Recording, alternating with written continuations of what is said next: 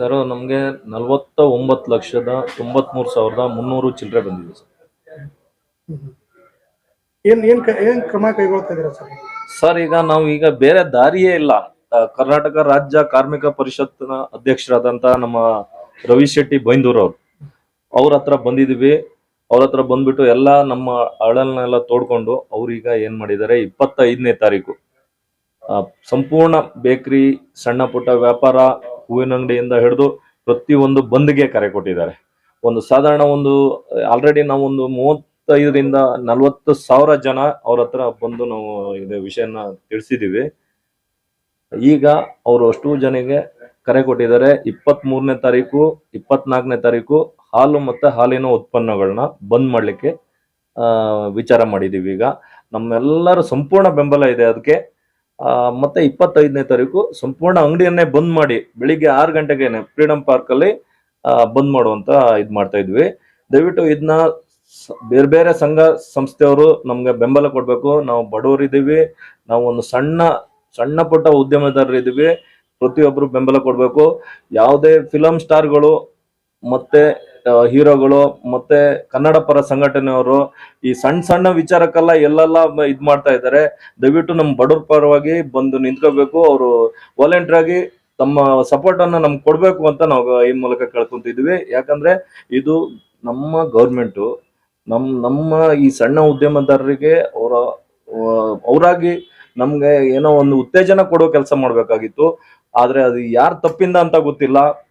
ಇವತ್ತಿನ ದಿನ ನಮ್ಮ ಮೇಲೆ ಬರೇ ಅಲ್ಲ, ಇದು ಹೊರೆನೂ ಅಲ್ಲ, ನಮ್ಮ ಮರಣ ಶಾಸನ ತರ ಇದೆ ಇದು. ಇವರು ತಗೊಂತಿರೋ ಇದು ನಿರ್ಧಾರ. ಇದು ದಯವಿಟ್ಟು ನಾವು ಗೌರ್ಮೆಂಟ್ ಅವ್ರ ಹತ್ರ ಬೆಡ್ಕೊಳ್ತಿರೋದೇ ಇದನ್ನ ಹೇಗಾರು ಮಾಡಿ ಏನೋ ಒಂದು ಸಾಲ್ವ್ ಮಾಡಿ ಕೊಡ್ಬೇಕು. ಇಲ್ಲ ಅಂತಂದ್ರೆ ಇದು ನಮ್ಗೆ ತುಂಬಾ ಒಂದು ಪ್ರಾಣಾಂತಿಕವಾಗುತ್ತೆ ಅನ್ನೋದ್ರ ತರ ಇದೆ ಇದು. ಇದ್ರ ಶಾಕ್ ಇನ್ನು ಕೆಲವರಿಗೆ ಅರ್ಥ ಆಗ್ತಾ ಇದೆ, ಕೆಲವರಿಗೆ ಅರ್ಥ ಆಗ್ತಾ ಇಲ್ಲ. ಇನ್ನ ಗ್ಯಾರಂಟಿ ಇದನ್ನ ಕಟ್ಲೇಬೇಕು ಅನ್ನೋ ತರ ಏನಾದ್ರು ಬಂತು ಅಂದ್ರೆ ನಮ್ಗನ್ಸುತ್ತೆ ಇದು ತುಂಬಾ ಜನ ಬೆಂಗಳೂರಲ್ಲ ಭೂಮಿನೇ ಬಿಡ್ಬೇಕಾಗತ್ತೆ. ಯಾಕಂದ್ರೆ ಇದು ಟ್ಯಾಕ್ಸ್ ಆಫೀಸರ್ ಅಂದ್ರೆ ಅವ್ರ ಹತ್ರ ನಮ್ಮ ಎಲ್ಲ ಪ್ಯಾನ್ ಕಾರ್ಡ್ ದಾಖಲೆ ಇರುತ್ತೆ, ಆಧಾರ್ ಕಾರ್ಡ್ ದಾಖಲೆ ಇರುತ್ತೆ. ಅವರು ಇಲ್ಲಲ್ಲ ಊರಿಗೆ ಹೋದ್ರು ಬಿಡಲ್ಲ, ಊರಿಗೆಲ್ಲ ಮತ್ತೊಂದ್ ಕಡೆ ಹೋದ್ರು ನಮ್ದು ವ್ಯವಹಾರಕ್ಕೆ ನಾಳೆ ಒಂದಿನ ಲೋನು ಮತ್ತೊಂದು ಏನು ಸಿಗದಿರೋ ತರ ಎಲ್ಲ ಮಾಡ್ತಾರ ಅನ್ನೋ ಭಯ ನಮ್ಗೆಲ್ಲ ಕಾಡ್ತಾ ಇದೆ. ಅದಕ್ಕೋಸ್ಕರ ಇದಕ್ಕೆ ಬೇರೆ ಬೇರೆ ರಾಜಕೀಯ ಪಕ್ಷದವರು ಸಹ ಮತ್ತೆ ಫಿಲಂನವರು ಮತ್ತೆ ಬೇರೆ ಸಂಘಟನೆಯವರು, ಸ್ವಾಮೀಜಿಗಳು ಎಲ್ಲರೂ ನಮ್ಗೆ ಬೆಂಬಲ ಕೊಡ್ಬೇಕು ಅಂತೇಳಿ ನಾವು ಕೇಳ್ಕೊಂತಿದ್ವಿ ಸರ್. ಈಗ ನೀವು ಹೇಳಿದ್ರಿ ಎಷ್ಟು ಟ್ರಾನ್ಸಾಕ್ಷನ್ ಎಷ್ಟಿದೆ ಸರ್? ಆಲ್ಮೋಸ್ಟ್ ಟ್ರಾನ್ಸಾಕ್ಷನ್ 4-5 ವರ್ಷದಿಂದ 1 ಕೋಟಿ ದಾಟಿದೆ ಅಂತ ಹೇಳಿ ಇದ್ ಮಾಡಿದ್ದಾರೆ ಸರ್. ಅದರಿಂದಾನೇ ಇಷ್ಟು ಟ್ಯಾಕ್ಸ್ ಕಟ್ಟಬೇಕು ಅಂತ ಅದ್ರಲ್ಲಿ ಆ ಟ್ರಾನ್ಸಾಕ್ಷನ್ ಅಲ್ಲಿ ಹೆಚ್ಚು ಕಮ್ಮಿ ಅರ್ಧದಷ್ಟು ಟ್ಯಾಕ್ಸ್ ಅನ್ನೋ ತರ ತೋರಿಸ್ತಿದ್ದಾರೆ ಸರ್. ಅದು ಇಂಗ್ಲಿಷ್ ನಲ್ಲಿ ಕೊಟ್ಟಿದ್ದಾರೆ. ಅದು ನಮ್ಗೂ ಕ್ಲಿಯರ್ ಆಗಿ ಅರ್ಥ ಆಗ್ತಾ ಇಲ್ಲ. ನಾವು ಅಲ್ಲಿಗೆ ಯಾರ ಹತ್ರ ತೋರಿಸಿದವಾಗ ಈ ತರ ಹೇಳ್ತಾ ಇದ್ದಾರೆ. ಅದು ಸಡನ್ ಆಗಿ ಈ ತರ ನೋಡಿದ ತಕ್ಷಣ ಏನ್ ಅನಿಸ್ತು? ನೋಡಿದಾಗ ತುಂಬಾ ಶಾಕು ಸರ್. ನಮ್ಗೆ ಫಸ್ಟ್ ಅರ್ಥನಾಗಿಲ್ಲ, ಆಮೇಲೆ ಕೇಳಿದ್ರ ಮೇಲಂತೂ 2-3 ದಿನ ಅಂತೂ ಪುಣ್ಯ ಏನಾಗಿದೆ ಅಂತಂದ್ರೆ ಈ ರವಿಶೆಟ್ಟರ್ ಬೈಂದೂರ್ ಅವರು ಕಳೆದ ತಿಂಗಳಲ್ಲಿ ಬೇರೆ ಒಂದು ವಿಚಾರದಲ್ಲಿ ಈ ಬೇಕರಿ ಕಾಂಡಿಮೆಂಟ್ಸ್ ಅವ್ರನ್ನ ಸಣ್ಣ ಉದ್ಯಮದಾರನ ಒಗ್ಗಟ್ಟು ಮಾಡುವಂತ ಇದ್ ಮಾಡಿ ಒಂದು ಸಂಘಟನೆ ತರ ಮಾಡಿದ್ದಾರೆ, ಒಂದು ಗ್ರೂಪ್ ಮಾಡಿದ್ದಾರೆ. ಅದು ಅವ್ರು ಗ್ರೂಪ್ ಮಾಡಿರೋದ್ರಿಂದ ಇವತ್ತು ಎಷ್ಟೋ ಜನ ಬೆಂಗಳೂರಲ್ಲಿ ಇದ್ದಾರೆ. ಇಲ್ಲ ಅಂದಿದ್ರೆ ಎಷ್ಟೋ ಜನ ನನ್ನ ಸಮೇತ ನನ್ನ ಫ್ರೆಂಡ್ಸ್ಗಳು ನನ್ ಗೊತ್ತಿರೋರು 4-5 ಜನಿಗೂ ಬಂದಿದೆ. ಅವರೆಲ್ಲ ಪರಾರಿ ಆಗೋ ಕೆಲಸ ಮಾಡ್ತಾ ಇದ್ರು. ಇಷ್ಟೊಳಗೆ ಇಲ್ಲ ಬೇರೆ ಜೀವಕ್ಕೆ ಹಾನಿ ಮಾಡ್ಕೊಳ್ಳೋ ಕೆಲಸ ಮಾಡ್ತಾ ಇದ್ರು.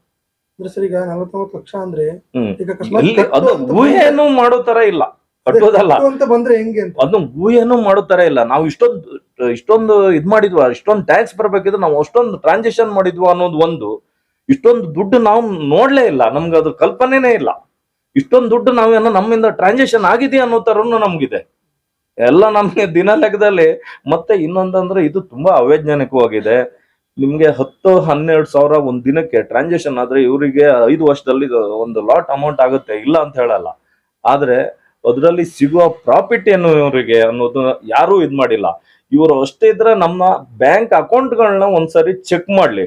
ಯಾರು FD ಇಟ್ಕೊಂಡಿದಾರ, ಇಂತಿಂತ ಈ ಬೇರೆ ಎಲ್ಲ ಇನ್ವೆಸ್ಟ್ ಮಾಡಿದಾರ, ಶೇರ್ ಮಾರ್ಕೆಟ್ ಅಲ್ಲಿ ಇದಾರ, ಇವ್ರು ಇಷ್ಟು ಉಳಿತಾಯ ಮಾಡ್ತಾ ಇದಾರ ತಿಂಗಳಲ್ಲಿ.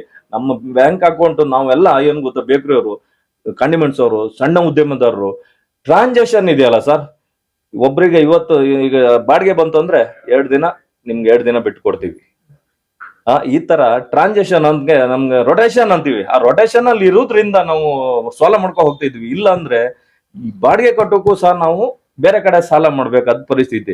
ಅದ್ರಲ್ಲಿ 50 ಲಕ್ಷ ಕೊಟ್ಟು 40 ಲಕ್ಷ ಕೊಟ್ಟು ಇನ್ನೊಂದು ಕೊಟ್ಟು ಅಂದ್ರೆ ಇದು ಎಲ್ಲಿಂದ ತಂದು ಕಟ್ಬೇಕು? ಅಥವಾ ಇದಕ್ ನಗುನು ಬರುತ್ತೆ ಸರ್, ಅಳುನು ಬರುತ್ತೆ. ಅಂದ್ರೆ ಸರ್ ಈಗ ಸರ್ಕಾರದ ಮೇಲೆ ಈ ಸಣ್ಣ ವ್ಯಾಪಾರಿಗಳ ಮೇಲೆ ಯಾಕೆ ಕಣ್ಣು ಅಂತ ಅದೇ ನಮ್ಗೆ ಅರ್ಥ ಆಗ್ತಾ ಇಲ್ಲ. ಇದು ಈಗ UPI ಟ್ರಾನ್ಸಾಕ್ಷನ್ ಅನ್ನೋದು ಒಂದು ಒಳ್ಳೆ ಕಾನ್ಸೆಪ್ಟ್. ನಾವು ವಿದ್ಯಾವಂತರ ಅಲ್ದಿರು ಸಹ ನಮ್ಗೆ ಗೊತ್ತಿದೆ. ಜರ್ಮನಿನ ಮಿನಿಸ್ಟರ್ ಬಂದು ಇದು ಅಫಿಷಿಯೇಟ್ ಮಾಡ್ತಾರೆ. ಬೇಡ, ಮುಂದುವರಿದ ಕೆಲವೊಂದು ವಿದ್ಯಾವಂತ ದೇಶಗಳಲ್ಲೇ ಸಹ ಇಷ್ಟೊಂದು ಸಕ್ಸಸ್ ಮಾಡ್ಲಿಕ್ಕೆ ಆಗಿಲ್ಲ. ನಮ್ಗೆ UPI ಟ್ರಾನ್ಸಾಕ್ಷನ್ ಬಂದ್ಮೇಲೆ ಚಿಲ್ಲರೆ ಸಮಸ್ಯೆ ಇಲ್ಲ, ಕಳ್ಳ ನೋಟಿನ ಸಮಸ್ಯೆ ಇರ್ಲಿಲ್ಲ. ಕಳ್ಳ ನೋಟ್ ಇಲ್ಲಪ್ಪ, ಇದು ನೋಟು ಬೇಡ ಸರ್ ಟ್ರಾನ್ಸಾಕ್ಷನ್ ಮಾಡಿ ಅಂದ್ಬಿಡ್ತಿದ್ವಿ ನಾವೇ ವಾಲಂಟ್ರಿಯಾಗಿ. ಅಷ್ಟಕ್ಕೆ ಚೇಂಜ್ ಇಲ್ಲ ಸರ್, ಸುಮ್ನೆ ಹೇಳ್ತಾ ಇದ್ವಿ ಚೇಂಜ್ ಇಲ್ಲ ಸರ್, ನೀವು ಟ್ರಾನ್ಸಾಕ್ಷನ್ ಮಾಡಿ ಅಂತ ಇದ್ವಿ. ನೋಟ್ ಬಗ್ಗೆ ಸ್ವಲ್ಪ ಡೌಟ್ ಇದ್ರೆ ಇದೆಲ್ಲ ಈ ಕಳ್ಳ ನೋಟಿನ ಭಯ ಇರ್ಲಿಲ್ಲ. ಗೌರ್ಮೆಂಟಿಗೂ ನಮ್ಮಿಂದ ನಿಜವಾಗ್ಲೂ ಕೆಲವು ತುಂಬಾ ಇದಾಗಿದೆ.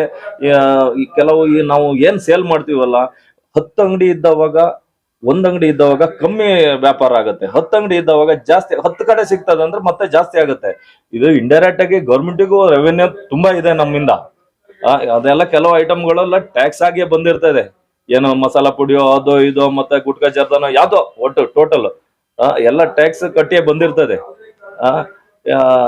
ಈ ತರ ಇರೋದ್ರಿಂದ ನಮ್ಮ ಮೇಲೆ ಮತ್ತೆ ಯಾಕೆ ಸವಾರಿ? ಸ್ಪೆಷಲ್ ಆಗಿ ನಮ್ಮ ಮೇಲೆ ಸಣ್ಣ ಉದ್ಯಮಿದಾರನೇ ಇವ್ರು ಯಾರು ಟಾರ್ಗೆಟ್ ಮಾಡಿದಾರೆ ಗೊತ್ತಿಲ್ಲ. ಜನ ಮಾತಾಡ್ಕೊಂತ ಇದ್ದಾರೆ, ನಮ್ ಕಸ್ಟಮರ್ ಹೇಳ್ತಾರೆ ಇದೆಲ್ಲ ನೋಡಪ್ಪ ನಿಮ್ದೆಲ್ಲ ನಿಮ್ಮ ಭಾಗ್ಯದ ಪರಿಣಾಮ ಅಪ್ಪ ಇದು ಅಂತ ಮಾತಾಡ್ಕೊಂತ ಇದ್ದಾರೆ. ಬಿಟ್ಟಿ ಭಾಗ್ಯ ಕೊಟ್ಟಿದ್ದಾರೆ, ಈಗ ಇದು ನಿಮ್ ಮೇಲೆ ಹಾಕ್ತಾ ಇದ್ದಾರೆ ಅಂತ ಮಾತಾಡ್ಕೊಂತ ಇದ್ದಾರೆ. ನಮ್ಮ ಹತ್ರ ಮಾತಾಡ್ಕೊಂತ ಇದ್ದಾರೆ. ನಮ್ಗೆ ಇದು ಏನು ಅಂತ ಗೊತ್ತಾಗ್ತಾ ಇಲ್ಲ.